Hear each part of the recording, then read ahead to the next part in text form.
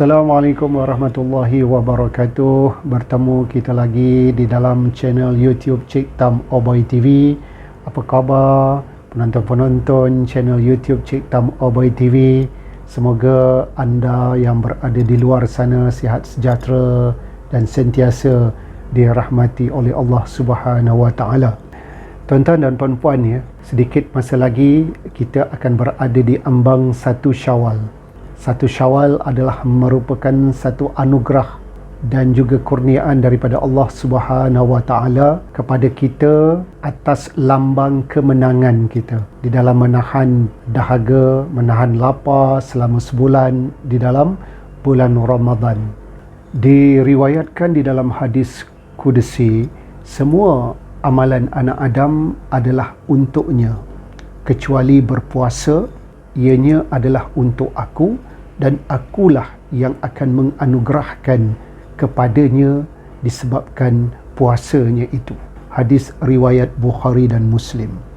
Justru tuan-tuan dan puan-puan, sebagai peringatan kepada diri saya dan juga untuk semua yang menonton, apabila kita ingin merayakan 1 Syawal ini, ada adab dan amalan yang perlu kita patuhi berhubung sambutan Hari Raya Aidilfitri ini, terutamanya bagi memastikan bahawa ianya tidak diisi dengan aktiviti-aktiviti yang tidak berfaedah dan juga aktiviti-aktiviti yang sia-sia.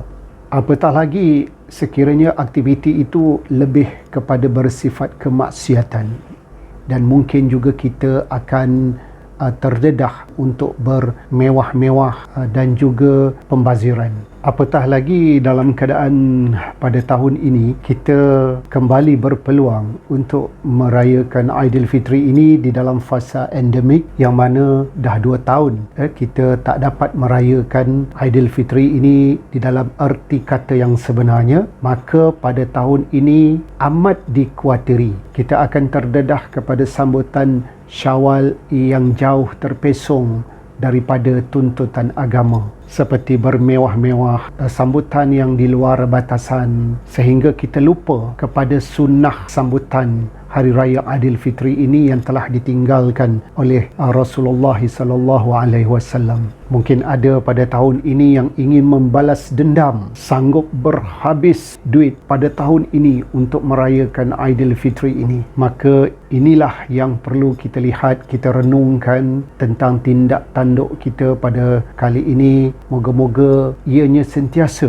di dalam lingkungan ataupun di dalam landasan yang telah ditetapkan oleh agama kita. Baik para penonton, kita lihat apakah amalan-amalan sunnah Rasulullah sallallahu alaihi wasallam di dalam menyambut Aidilfitri ini. Baiklah tuan-tuan dan puan-puan, di sini saya kongsikan antara 5 amalan sunnah Rasulullah sallallahu alaihi wasallam. Yang pertama sekali ialah bangun solat tahajud ataupun qiyamul lail. Amalan Rasulullah ini merupakan satu motivasi, satu galakan kepada kita untuk sentiasa berada di landasan yang betul, sentiasa bermuhasabah tentang diri kita, menilai segala tindakan dan juga amalan yang telah pun kita lakukan sepanjang bulan Ramadan. Jadi ini antara amalan Rasulullah, iaitu solat tahajud ini.